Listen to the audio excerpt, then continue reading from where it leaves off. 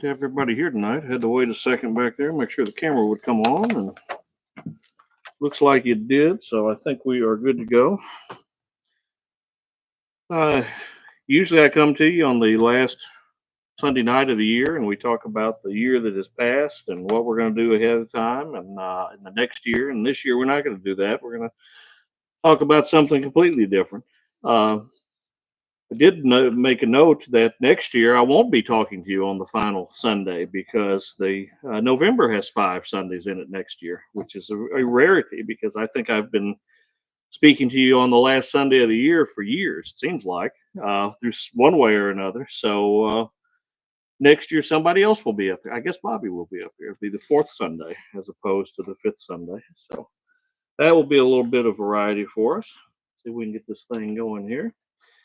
This is a topic I brought to you about 12 years ago in my notes, it looked like, which is shocking to me that that I've been doing these for that long. But I was thinking about the topic that we're going to talk about listening and what we need to listen for and who we shouldn't listen to. And I went back through my notes, realized I'd already talked about it. And so I rewrote this. So this is kind of a different take on everything we talked about. If you happen to remember what we talked about 12 or 11 or 12 years ago, which you probably don't. But the first idea I had is, what does it mean to listen? And there's several parts of the definition of listening. These were just a few things that I found on the internet. The first was to pay attention to sound. It's something that grabs your attention. And the second idea was to hear something with thoughtful attention, not just sitting there passively, but actually being interested in what you're going to hear. And finally, to be alert to catch something unexpected. I know I worked in warehouses for a number of years now. I work at home. We don't travel anymore, but you get used to very loud sounds like pallets falling or things just dropping. And so when I'm out somewhere in Walmart or something and something like that happens, I'm not typically startled by it. I'm used to it, which I don't know if that's a good thing or a bad thing. May not duck one day when I should duck. I don't know, but you get used to the things that you hear over and over again. So that's something we have to really watch out for, because we don't want to get so used to hearing something that we stop listening and that we only hear that thing. So these messages that we bring to you up here, we may say, well, I hear that idea a lot. I hear that verse quoted a lot. But we need to be careful to not think that way, because we need to be looking for a new idea and how we can apply it to our lives. So what does it mean in the church when we're talking about listening? Well, the first thing that's more difficult, I think, than ever is to put aside the world. We talk about it in prayers, trying to put away the things that distract us all day long. We walk around with devices that are programmed to distract us 24/7, and they're going to do everything they can to distract us, because different companies want you using their applications. They want you holding that phone and doing that. There's also other things, though, in our lives that keep us distracted, other things we're going through. How do we leave that outside the door and come in here for an hour or so and clear our minds of those things? It's not always 100% possible. So sometimes we carry a heavy load with us in here, and that's understandable. We need to take down our emotional walls, because we need to be ready to accept what we're going to hear. Sometimes what we hear is, we may feel guilty about, because we may think, well, that really applies to me. When I'm up here talking, I try not to focus on anybody out there, because I don't want to accidentally make somebody think I'm right. I wrote this for you. So I kind of look over everybody and try not to be that way. Because really, when I write these for myself. These are things I'm interested in, things that I need to hear, that I just hope everybody can relate to. Now, we need to be alert for error when we hear somebody talk. We'll talk more about this as we go through it, but if you've been going to church for a long time, you may be a little more adept at looking out for error, or you may be a little more comfortable to the point where it works against you. So we have to sort of stay alert, because somebody may try to tell us something that's not necessarily true. I don't think it would happen here, but who knows? As we travel, as we visit other places, we need to be very alert for what we let into our minds. And we need to be alert for those who want to deceive us. And that can happen in any congregation. That can happen in any church.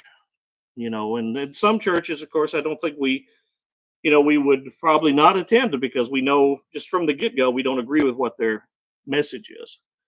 But that doesn't mean that somebody couldn't come in here and come up here with an agenda. It's possible. So we just need to be on the lookout for that. The Bible tells us a lot about listening, and there's a big section of scripture here that I want to share with you, just because it's so important. And in fact, I expanded it from what I put on the front of the bulletin, or had him put on the front of the bulletin. There's more verses because I wanted to keep the context, and I was reading back through it today, and I didn't want to lose the idea of what was being said. And this is the biggest section of scripture we'll talk about today. Most of the other examples are pretty short, but this is Jesus speaking to the Jews starting in John chapter 8, verse 37, and this is New King James Version. It says, I know that you are Abraham's descendants, but you seek to kill me because my word has no place in you. I speak what I have seen with my father, and you do what you have seen with your father. They answered and said to him, Abraham is our father. Jesus said to them, if you were Abraham's children, you would do the works of Abraham. But now you seek to kill me, a man who has told you the truth, which I heard from God. Abraham did not do this. You do the deeds of your father. Then they said to him, we were not born of fornication. We have one Father, God. They don't want to hear that who they're following, where they're getting their ideas from, is not the correct way to go. So Jesus said to them in verse 42, if God were your father, you would love me, for I proceeded forth and came from God. Nor have I come of myself, but he sent me. Why do you not understand my speech? Because you are not able to listen to my word. You are of your father, the devil, and the desires of your father you want to do. He was a murderer from the beginning and does not stand in the truth because there is no truth in him. When he speaks a lie, he speaks from his own resources, for he is a liar and the father of it. But because I tell the truth, you do not believe me. Which of you convicts me of sin? And if I tell the truth, why do you not believe me? He who is of God hears God's words. Therefore you do not hear, because you are not of God. And that is a very rough thing to hear. We have to decide, are we of God, or are we following somebody else or something else? Are we following our own ideas? Maybe it's my version of the New King James Version. Maybe I omit things in my life that I don't want to follow, but I do 99% of it. Well, if I do 99% of what I'm told to do, it's not like, well, you still get an A, or we're going to curve you up to an A plus. You did 99%. It would probably get you into the classification is of you are of your father, the devil. You have to do what you're told to do. So we're not grading on a scale here. We're not grading on a curve. We have to do what we're told to do. We have to follow God, or we follow someone else or something else, or we follow nothing. But you see that is a very prominent position these days. People who follow nothing, or at least claim to, and they want to drag other people to following nothing. So where does that leave everybody? So we need to be very careful of that. If we're truly God's people, we must listen to his word, and that's the complete word. We can't just pick and choose what we want to hear. And as we talk more about this, we'll understand there's parts of that's something, it may be rough for us to hear. There may be changes that we have to make. We need to be careful about what we listen to. In Mark 4, starting in verse 24, it says, then he said to them, take heed what you hear. With the same measure you use, it will be measured to you. And to you who hear, more will be given. For whoever has, to him more will be given. But whoever does not have, even what he has will be taken away from him. And that's a lot to think about there. But it makes it very important that who we listen to, the direction we go. It's kind of like the old saying, garbage in, garbage out. I think we talked recently about different things on TV, different things on the internet, movie streaming, whatever we let in is going to affect who we are. I mean, we digest all of it. We have to be very careful what all we allow in, and who we listen to, and what we listen to, what we expose ourselves to. It doesn't take much to get into your head to take you off into a wrong direction. And especially if somebody's talking about things as important as this, then you can really go in the wrong direction. If somebody just curves you just a little bit off, well, that curve is eventually going to take you further and further and further away. Now, we also need to listen to grow as God's people. We can't just, put out a plant and then ignore it and expect it to thrive. I'm sure Mother Nature will do part of the work, the rain, the wind, whatever, the seasons. But if we really care about a garden, we need to do all things need to be done. We need to get the weeds out of there. We need to prepare the soil correctly. So we can't just ignore that. Why do we think we can ignore this?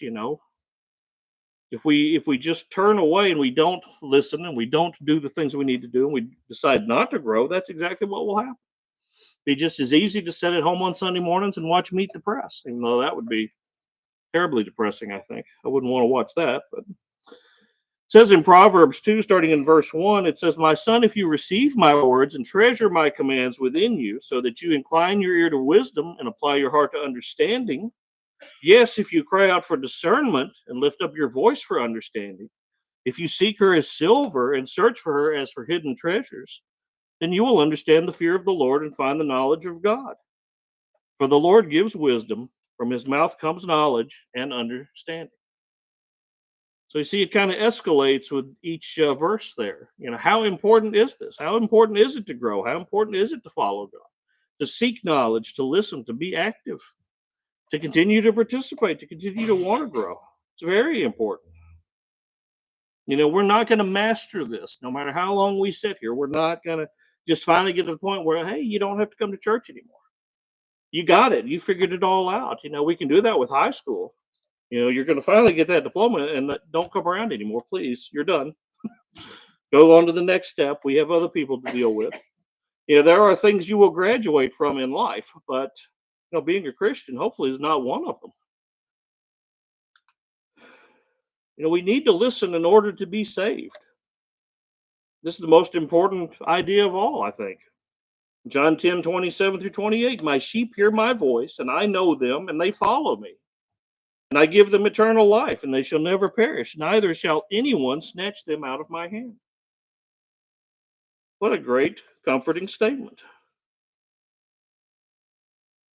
Think of the people who are not the sheep, who ignore that, who just think they're going to get through this life on their own, and they're going to just make it work, and they're out there dealing with the ups and downs of life by themselves. We've talked about that plenty of times, and it's a tragedy waiting to happen. We need a support structure. We need to be on the right path, and I don't think it's possible to do that completely alone. Also, as a listener, we must speak. We have a responsibility to share the word. Now, there's actions, there's things that we must do.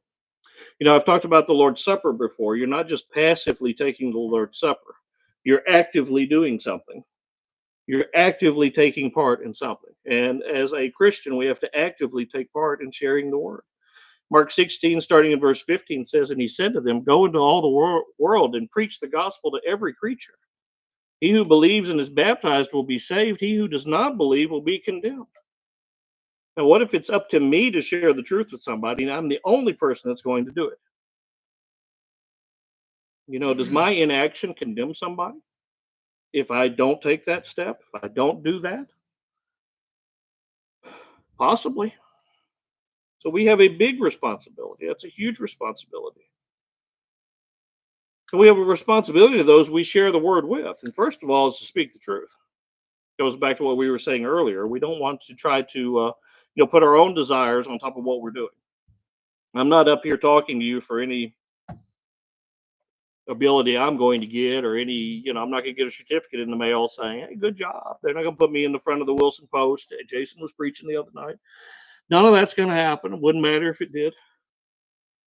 So the most important thing is that I'm up here speaking the truth, even if it, is something that I know I need to work on. Ephesians 4:29 says, "Let no corrupt word proceed out of your mouth, but what is good for necessary edification, that it may impart grace to the hearers." That's just one of many verses we could share on that topic. Proverbs 29:19 talks about speaking with our actions. It says, a servant will not be corrected by mere words, for though he understands, he will not respond. Sometimes we have to take action to get somebody back on the right path. Sometimes we have to do more than just say something.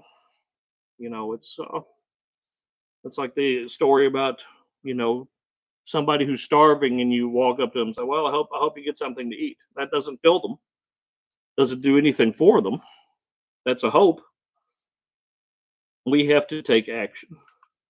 And we have to think before we speak. We have a great responsibility. If I came up here and didn't think about any of this and decided I would just ad lib it for 30 minutes or something, I think you would probably know that.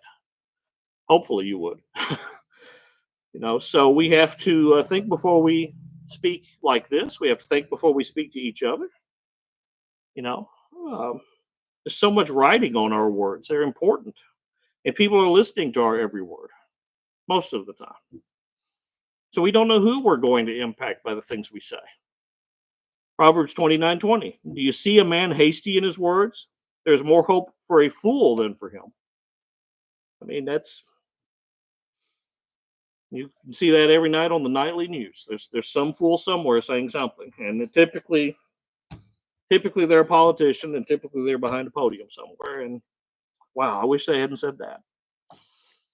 Howard and I were talking this morning about the football game where they went for it. They went for it. They could have tied that game. They went for it. They were hasty, I guess, unless they just didn't want to go into overtime. Maybe they just didn't want to stay out there on the field. I don't know. The minute they made that decision, I thought, well, it's over. They've lost. So we have to be, we have to be patient and think before we speak, think before we act. And we have to know when not to speak. I think it's very important. Sometimes we may just let something fly. We may just say something condemning to somebody, and it doesn't help somebody. If we see somebody in error and we just decide to just let them have it, maybe let our anger flow all over them, my disgust, my disappointment with somebody, does that help bring somebody closer to God? Have you ever listened to somebody and think to yourself, does that make that person any closer to God? The things that they're saying, or the things that they're doing, or the example they're making, does that help anybody get closer to the truth? James 1:19-20 says, so then, my beloved brethren, let every man be swift to hear, slow to speak, slow to wrath, for the wrath of man does not produce the righteousness of God. So we have to temper the things that we're going to say. We have to think about that. Now, why do some people not listen? Some tend to be seen and not to listen. They fulfill their obligation to attend and warm up a seat for however many services a week. And I have fulfilled my obligation. I have been seen, and it's in one ear and it's out the other. I've done my time. That's the way, people think. And that's not just a church thing. That's a work thing. You ever work with somebody like that? I'm my 8 hours, my bare minimum. I'm out of here. I have fulfilled my minimum obligation to get that paycheck, and I will do nothing more. There are people who do that in family obligations. There are people who will do that in relationships. I will do the bare minimum to just get by. And what happens? What happens when that happens? Matthew 6:5 says, and when you pray, you shall not be like the hypocrites, for they love to pray standing in the synagogues and on the corners of the streets, that they may be seen by men.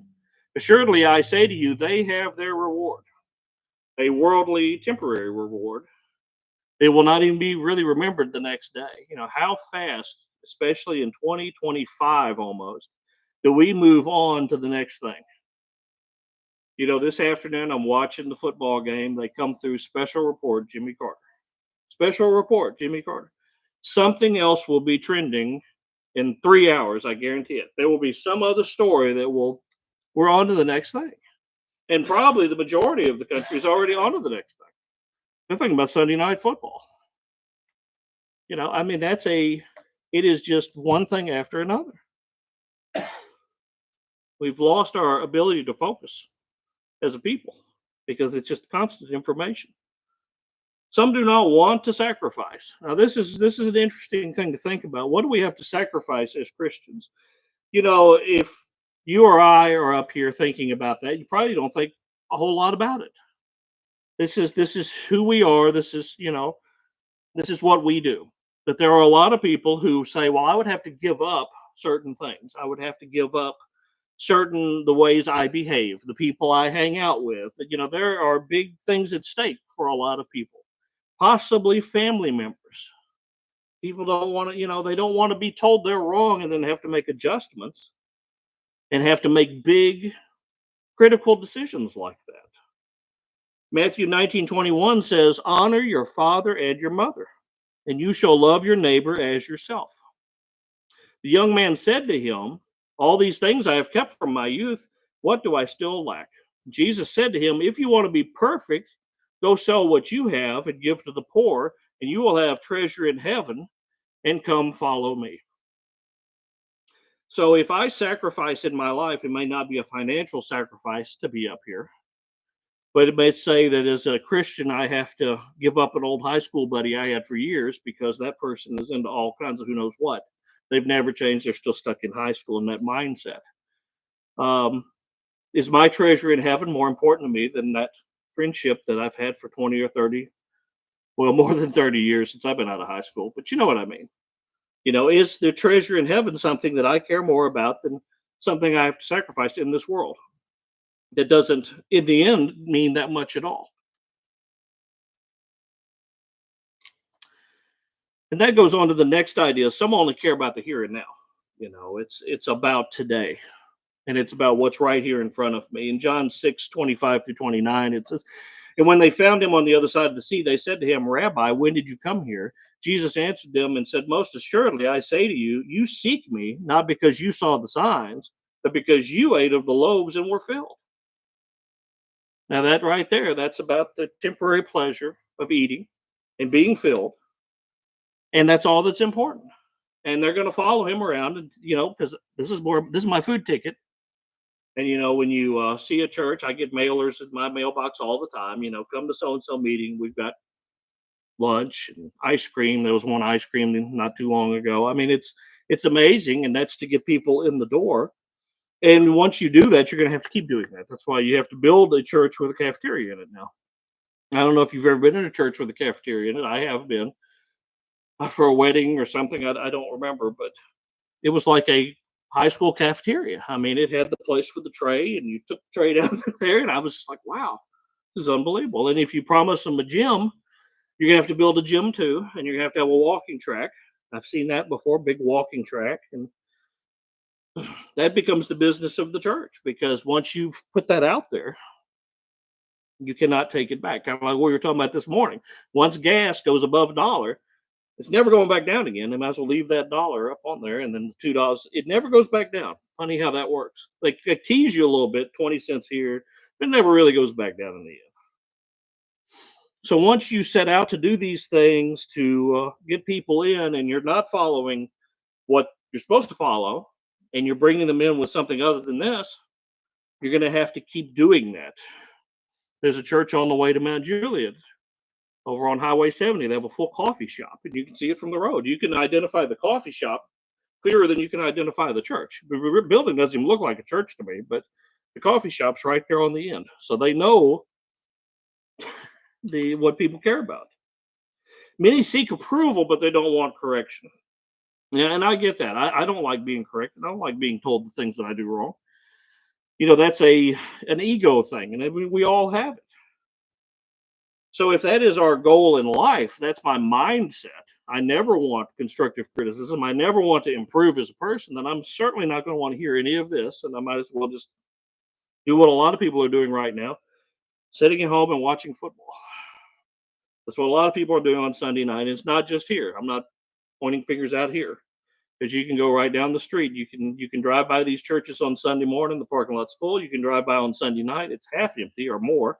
Drive by on Wednesday night, and you think, I wonder if they still have a service on Wednesday night. There's nobody there. And that's every church. The Journey doesn't have to have police directing traffic on Sunday nights or Wednesdays, because hardly anybody's there.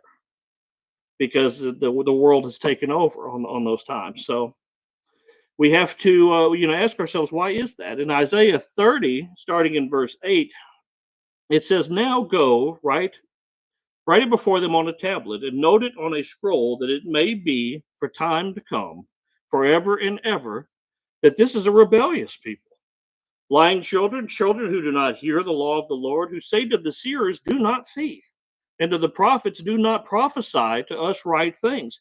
Speak to us smooth things, prophecy deceits. Get out of the way," or prophesy deceits. "Get out of the way, turn aside from the path, cause the Holy One of Israel to cease from before us." They want to hear what they want to hear. They want to hear what makes them happy. 2 Timothy 4, verse 3 and 4. "For the time will come when they will not endure sound doctrine, but according to their own desires, because they have itching ears, they will heap up for themselves teachers, and they will turn their ears away from the truth and be turned aside to fables." I will find somebody out there telling me what I want to hear. If you want to go find any kind of message you can find, you will find it out there. And I've told this before, and something I just remember seeing on the news one time, that out west in Las Vegas, Los Angeles, for a while there was a church. There was the Church of Friends, the TV show, and they used the Friends TV show, and they would show an episode on their big screen, and they would build their sermon on that. And that was their that was their shtick to get people in. Come watch Friends, the TV show, with us, and we will. They called it like the Church of Friends. I mean, it was just crazy. But talk about telling people what they want to hear. Now, some people may be stuck. In James 1, 13 through 14, it says, "Let no one say when he is tempted, I am tempted by God. For God cannot be tempted by evil, nor does he himself tempt anyone, but each one is tempted when he is drawn away by his own desires and enticed." Some people are stuck, mired in the things of this world and the things that bring them enjoyment right now.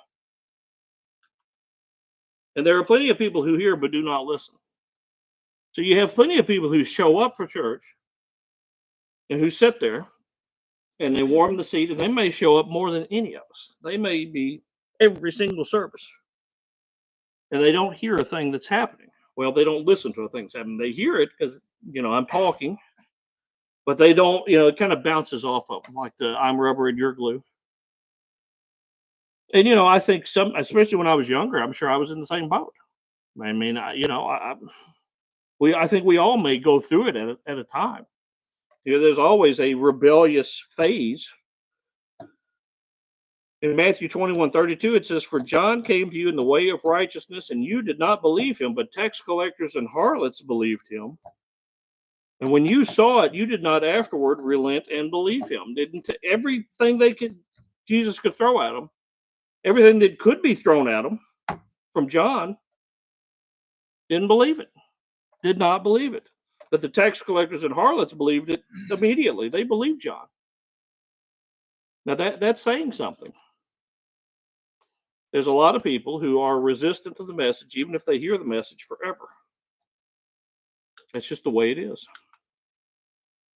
Who we should not listen to.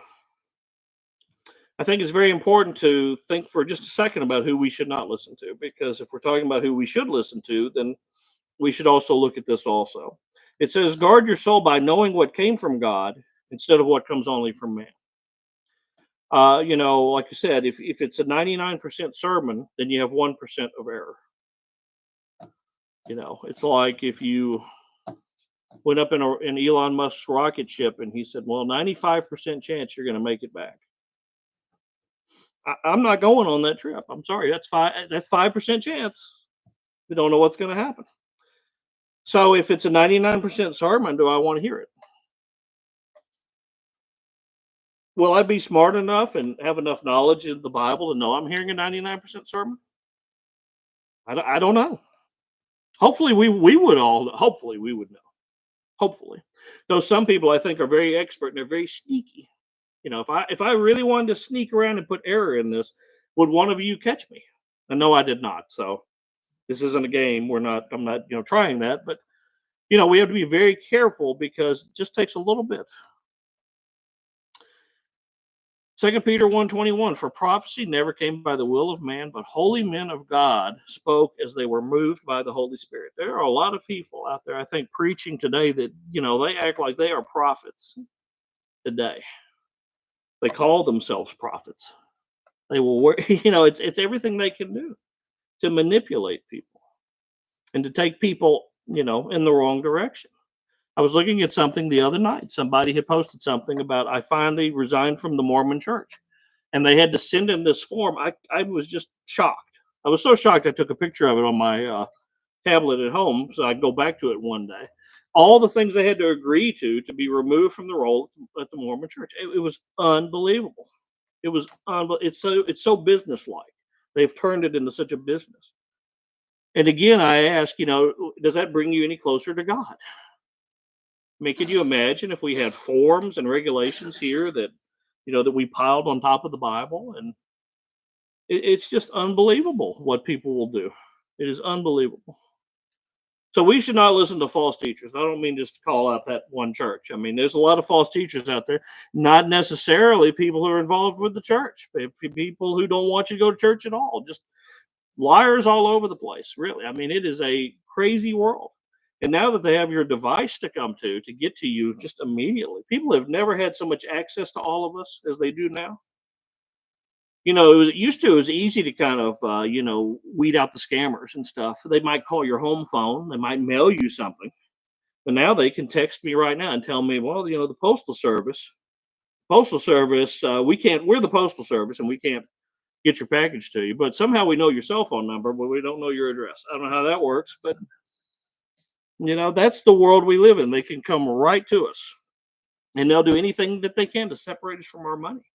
And if that means separating us from our faith, why don't they do that too? Why don't they do that too? 2 Peter 2:1-3 says, but there were also false prophets among the people, even as there will be false teachers among you who will secretly bring in destructive heresies, even denying the Lord who bought them, and bring on themselves swift destruction. See, they know what's going to happen because they know the word. We've talked about that before. A lot of the people who don't want you to believe anything may know the Bible better than you do. Isn't it scary? They will study it and look for loopholes or look for ways to just twist the word to try to confuse you and take you out of it. And you say, well, why would they do that? What's the point? Why is it that important to people? And I tell you, a lot of it comes down to money. If I can get you to go to this other church down the road, if I can get you to join my social organization that meets at 5 o'clock on Sunday nights and pay membership dues or whatever, it's all about the mighty dollar. In a lot of cases, we all have a price tag on us. And if they can get money out of us, they're going to get money out of us. They will use their skills as speakers to persuade us and to gain power. There are people who are very good at public speaking. When you go to college and I was in the music department and I have a music degree, and you probably know that. Maybe you don't. I know it's weird, but I work in IT, but who knows? But right down from the music department was the public speaking department. You could get a degree in public speaking, and they had debate tournaments. And, I got to know a lot of these people. And, that is a big skill, being able to persuade people, being able to persuade ideas. Think about our lobbyists in government. And all these things happening behind the scenes, it's all about persuasion. The people will use these skills to get us to do what they want so they can become more powerful. We are warned of our fate if we become deceived by a false teacher. It's on us. It's my individual responsibility to not be scammed out of my money, to not be taken away by a false teacher, to not lose my faith because I start believing what so-and-so says. 2 Peter 2, starting in verse 18, for when they speak great swelling words of emptiness, they allure through the lusts of the flesh, through lewdness, the ones who have actually escaped from those who live in error. While they promise them liberty, they themselves are slaves of corruption. For by whom a person is overcome, by him also is brought into bondage. For if after they have escaped the pollutions of the world through the knowledge of our Lord and Savior Jesus Christ, they are again entangled and overcome, the latter end is worse for them than the beginning. It always amazes me, people who know the truth, fall away from the truth, and then try to pull other people down with them. because they know what's going to happen. And they don't care about your soul. They care about themselves more. And it's because they're so short sighted. They only see the here and now. So we do have to remember that there are people who are tied up in this who were also taught error. It may not be their fault. We may be the one person that can get them back on the correct path if we're willing to try to do the work and speak the truth. That's a possibility. So we can't always discount people as being bad or having these ulterior motives. They may be just as fooled as anybody else. I would call it programming. People are just programmed, from just years of hearing it. Now I'm going to go do it. And there are church organizations out there. I don't want to mention another religion, but there are church organizations out there that do that. They program people, and they send them out to program. It's almost, like a pyramid scheme. Keep growing the church, keep growing the organization. Finally, our last slide, we're right down to it. Tips for good listening. Always keep the value of your salvation in mind as you decide who to listen to. If I have a really nice car and it's really clean and I've just waxed it and the inside's nice and clean, I'm not going to let somebody borrow it who I know likes to trash their car. If I see inside your car and it's full of 7-Eleven cups and candy in the floor and everything else, I don't really want you to borrow my really nice car because I know what you're going to do to it. I understand the value of my nice car. Well, we certainly should understand the value of our salvation. So when we are thinking about that, and then we decide, well, maybe, John Doe, I don't want to name names, or whoever, somebody on television who loves to preach things that are not scripturally sound, maybe he's got a good idea. No, I need to remember the value of my salvation, what I'm walking away from if I tend to be, fooled by that.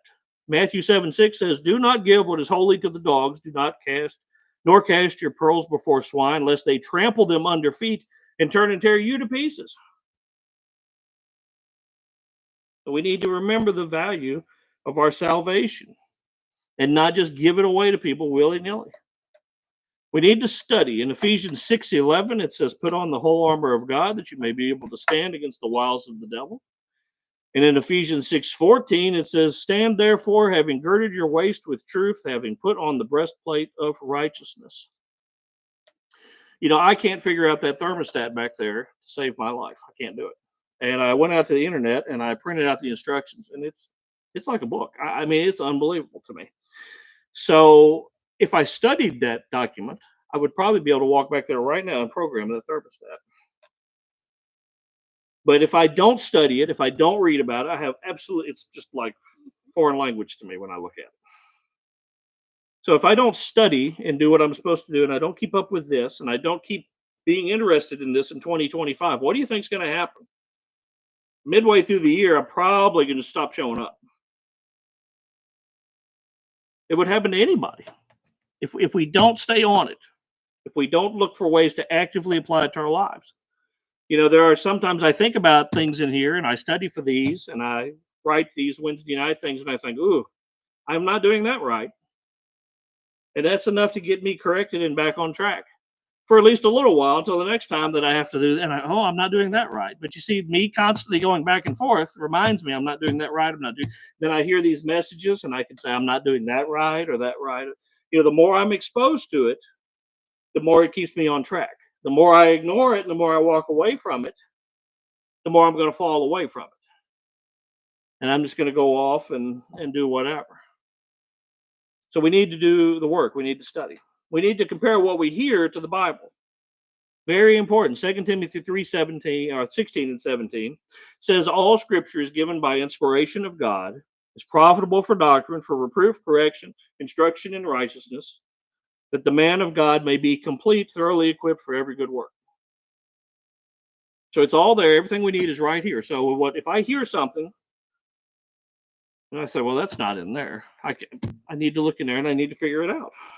And like I've said before, if you leave this on the back window of your car, and you don't see that anymore. That makes me sound like I'm 6,000 years old now. But years ago, you would see it. And, I've told you, I'd see a Bible that was so faded.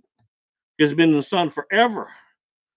And it's like, what in the world? But also they wanted people to know that they had a Bible. It was for to show off to me or whatever. Wasn't about reading it. Final note, final idea tonight. Accept and pursue the truth no matter what. John 4:23-24. But the hour is coming, and now is, when the true worshipers will worship the Father in spirit and truth, for the Father is seeking such to worship him. God is spirit, and those who worship him must worship in spirit and truth. Now, originally in my in the talk I had with you 11 or 12 years ago on this, it said something else here. I think it said accept what the Bible says or something like that. But I don't think that's strong enough. I don't think it's strong enough to just say, well, I will accept what's happening. I have to pursue it no matter what. You know, I don't think it's going to happen, but let's say on January 21st, Donald Trump says, I'm outlawing church. Now, I don't think that's going to happen. You could say that about it. I'm not saying that to make a political point. But I'm saying, what if that happened? What if anybody got in there and said, hey, we don't need this anymore, blah, blah, blah. What are we going to do? Well, we would have to pursue the truth no matter what. Luckily, we live in a country where so far we can still gather together and we can feel like that freedom is going to be held up. Our friends in Canada don't feel the same way. I can tell you that. And I work with a lot of Canadians. Ooh, it is a different world up there, folks. And if you don't think that is bleeding down to us, 30 or 40 years from now, it's going to be a whole different ballgame. Because 30 or 40 years ago was a whole different ballgame. I think the greatest tragedy about President Carter today is that he stood up and at least he spoke his faith. And you don't hear that much anymore. And you know why you don't hear it anymore? Because people are afraid to speak their faith. Because they know what will happen to them. They won't get the votes. They'll get run out of town. They'll get run out of jobs. That's the world we live in today, Used to not be like that. And it's a very short time ago. It makes me sound, again, a million years old to say something like that. But, the world has changed a lot just since, let's say 1980. Now, younger of you may say 1980. That's when the dinosaurs were walking the earth. But I tell you, it is unbelievable the amount of change that has happened socially in this country and to churches. And I'll leave with this note on the front page of abcnews.com. There's a story. I don't know if it's still up there. It was up there yesterday. Why are our churches closing? Because people don't believe anymore.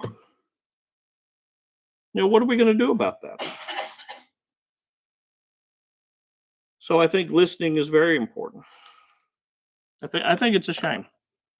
I think all of us are in that same boat. But what do we do? What do we do in 2025 to hopefully at least hold on here and anchor the truth here in this place?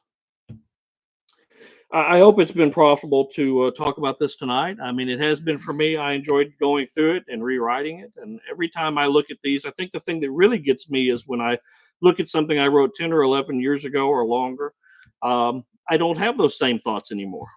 We all change as we get older, of course. That's just the natural way it looks. But the way I look at the Bible and the knowledge I have now and the experiences I have now, it prepares me in a different way than I was prepared 10 or 11 years ago.